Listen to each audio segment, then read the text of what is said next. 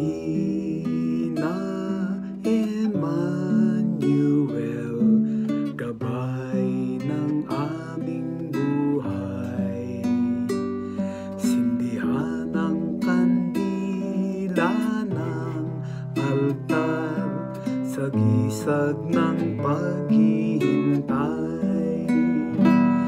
Magalak at magpuri, darating ang ating hari.